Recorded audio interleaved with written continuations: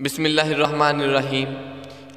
السلام علیکم ناظرین، آج کی ہماری علمی بیٹھک کا موضوع ہے کوہ کاف۔ حضرت چھوٹے ہوتے ہیں ہم نے سنا ہے کہ کوہ کاف میں پریاں ہوتی ہیں، جنات ہوتے ہیں۔ اس کے بارے میں اسلام کا نقطہ نظر کیا ہے، اس کی وضاحت کریں۔ بسم اللہ الرحمن الرحیم۔ آپ بچپن میں تو کوہ کاف کے بارے میں بڑا کچھ سنا تھا کہ کوہ کاف میں جنات، دیو اور پریاں وغیرہ کا وہ دیس ہے۔ وہ بڑی کہانی چلتی تھی جی، وہ ایک شہزادی تھی، وہ چھت کے اپنے محل کے چھت پر پھر رہی تھی کہ ایک وہاں سے جن آیا، اس کو شہزادی پسند آ گئی اور وہ لے گیا۔ بادشاہ نے جو ہے وہ بڑا پریشان تھا، اس نے اعلان کر دیا کہ جو ہماری شہزادی کو لے کر آئے گا میں اس کے ساتھ اس کی شادی کر دوں گا۔ تو بڑے لوگ نکلے، ایک نیک دل شہزادہ تھا، وہ بھی گیا۔ اس کو راستے میں ایک بزرگ مل گیا، بزرگ نے ان کو ایک تلوار دی کہ تم نے یہ تلوار لینی ہے، اور جب جن آپ کو نظر آئے گا اس تلوار کے ساتھ اس کو قتل کر دینا، وغیرہ وغیرہ۔ تو یہ اس طرح کی مختلف کہانیاں کوہ کاف کے متعلق مشہور ہیں۔ اب اس کی کیا حقیقت ہے یہ تو اللہ ہی جانتا ہے، لیکن جو کوہ کاف ہے یہ بحیرہ اسود اور بحیرہ قزوین کے درمیان قفقاز کا ایک پہاڑی سلسلہ ہے۔ یہ پہلے تو روس میں شمار ہوتا تھا، لیکن روس کے ٹوٹ جانے کے بعد اب یہ چیچینیا میں یہ پہاڑی سلسلہ موجود ہے، اور یہ ایک بڑا طویل اور لمبا پہاڑی سلسلہ ہے، تقریباً 1100 کلومیٹر کا یہ پہاڑی سلسلہ ہے۔ اور وہاں آبشاریں ہیں، اور کہیں کہیں جو ہے وہ گیس مطلب وہ بھی نکل رہی ہوتی ہے۔ تو اس بنا پر، کیونکہ وہ ایک پہاڑی سلسلہ ہے، خوفناک اس کے مناظر ہیں، تو اس بنا پر لوگوں نے شاید مشہور کر دیا، یا ہو سکتا ہے کیونکہ ویران جگہوں میں شیاطین جنات ہوتے ہیں، تو ممکن ہے کہ وہاں جنات بھی ہوتے ہوں، لیکن یہ جو شہزادے اور جن وغیرہ کا جو کہانی ہے اس کا کوئی ثبوت نہیں ہے۔ باقی یہ ایک پہاڑی سلسلہ ہے۔ جنات، چڑیل، یہ تو تصور ہے، اللہ پاک نے انسان کو مٹی سے تخلیق کیا ہے، اور جنات کو جو ہے اللہ پاک نے آگ سے تخلیق کیا ہے۔ تو اسی طرح ان کا ایک فیملی سسٹم بھی ہے، جن ہے، جننی ہے۔ باقی پریاں شریوں کا کوئی خاص تصور نہیں ملتا کہ پریاں بھی ہوتی ہیں، جیسے ان کا نقش بیان کیا جاتا ہے کہ ان کو پر لگے ہوتے ہیں، وہ اڑتی ہیں، یہ ہے وہ ہے، لوگوں کی مدد کرتی ہیں۔ ہو سکتا ہے جننیاں خوبصورت بھی ہو سکتی ہیں، لیکن پریوں کا جو ہے وہ تصور موجود نہیں ہے۔ باقی جنات کا وجود ہے، قرآن و سنت میں ان کا ذکر موجود ہے، احادیث میں بھی موجود ہے۔ قرآن مجید میں سورۃ جن ہے۔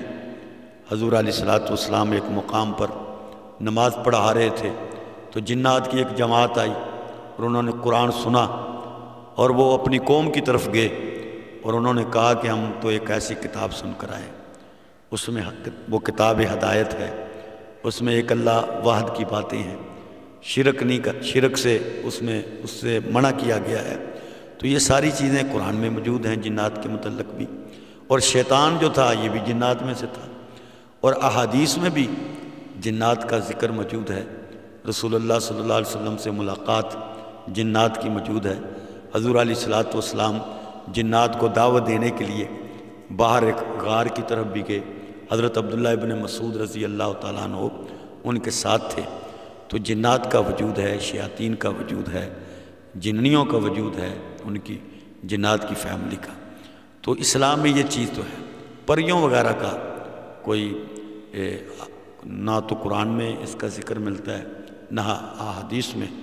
ہاں، جنات کو اللہ پاک نے یہ طاقت دی ہے کہ وہ مختلف شکلیں بنا سکتے ہیں، مطلب انسان کسی شکل میں آ جائیں، کسی گدھے کی شکل میں آ جائیں، کسی اور جانور کی شکل میں آ جائیں۔ اس لیے کہا گیا کہ اگر گھروں میں کوئی سانپ وغیرہ نظر آ جائے تو اس کو فوراً قتل نہ کیا جائے، کیوں؟ حضور علیہ السلام نے فرمایا کہ جنات جو ہیں وہ بھی اس سے سانپوں وغیرہ کی شکل اختیار کر لیتے ہیں، آپ پہلے انہیں آواز دے دیا کریں کہ بھئی اگر تو کوئی اور مخلوق ہے تو غائب ہو جا، اگر سانپ ہے تو پھر تیری پٹائی کر دی جائے گی، وہ تو یہ مارا جائے گا، تو اس کو آواز دینا ضروری ہے، فوراً قتل نہیں کرنا چاہیے۔ تو جنات اور شیاطین سے پناہ مانگنے کا حکم دیا گیا ہے۔ صورتیں جو آخر میں قرآن مجید کی ہیں، سورہ فلق ہے، سورۃ ناس ہے، اس کو پڑھنے کا حکم دیا گیا ہے تاکہ جادو کے اثرات سے بندہ، جنات کے اثرات سے یہ بندہ محفوظ رہے۔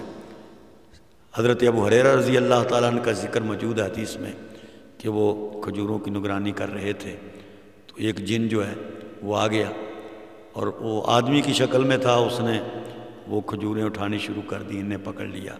اس نے کہا کہ میں تو غریب آدمی ہوں، میرے بچے ہیں، مجھے چھوڑ دو، چھوڑ دیا۔ حضور علیہ السلام کے پاس جب صبح گئے تو حضور نے فرمایا وہ رات والا تمہارا قیدی کہاں گیا؟ انہوں نے کہا یا رسول اللہ صلی اللہ علیہ وسلم اس نے مجھے یہ بات کہی تھی۔ نبی کریم صلی اللہ علیہ وسلم نے فرمایا پھر آج پھر آئے گا۔ پھر اس کو پکڑا، پھر اس نے منت سماجت کی۔ تیسری رات کو انہوں نے پکڑ لیا، کہا آج تو میں تجھے نہیں چھوڑوں گا، آج تجھے میں حضور کے پاس لے کے جاؤں۔ اس نے کہا میں تجھے ایک بہترین بات نہ بتاؤں کہ جس کے پڑھنے کی وجہ سے جنات کے شر سے آپ محفوظ ہو جائیں؟ انہوں نے فرمایا وہ کیا ہے؟ کہنے لگا وہ آیت الکرسی ہے، جب اس کو پڑھا جاتا ہے تو انسان شیطان اور جنات کے اثرات سے محفوظ ہو جاتا ہے۔ آپ نے صحابی رسول نے صبح جا کر نبی کریم صلی اللہ علیہ وسلم کی خدمت میں عرض کی یا رسول اللہ صلی اللہ علیہ وسلم وہ ایسی بات مجھے کہہ کے گیا۔ آپ نے فرمایا تھا تو وہ جھوٹا لیکن بات سچی کر گیا، یعنی وہ شیطان تھا، بات سچی کر گیا۔ تو جنات کا اس طرح وجود ہے، ان سے ان کے اثرات سے بچنے کے لیے جو قرآن و سنت میں تعلیمات ہیں کہ آیت الکرسی پڑھ کر رات کو سویا جائے، یہ معوذتین قل اعوذ برب الفلق قل اعوذ برب الناس، ان صورتوں کو پڑھ کر نبی کریم صلی اللہ علیہ وسلم کی عادت شریفہ تھی، آپ جب رات کو سونے لگتے تو آیت الکرسی کو، یہ معوذتین کو پڑھ کر اپنے ہاتھوں پر پھونک لگا لیتے، پھونک مارتے اور پھر اپنے وجود پر اپنے ہاتھوں کو پھیر لیتے، اور اپنی امت کو بھی آپ نے یہی حکم دیا ہے۔